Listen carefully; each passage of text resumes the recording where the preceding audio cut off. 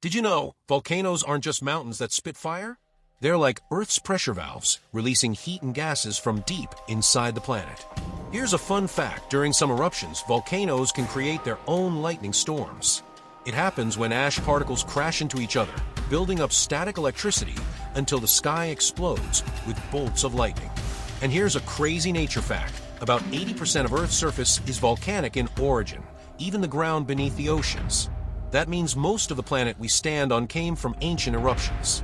So next time you see a volcano, remember, it's not just dangerous, it's the reason we even have land to live on.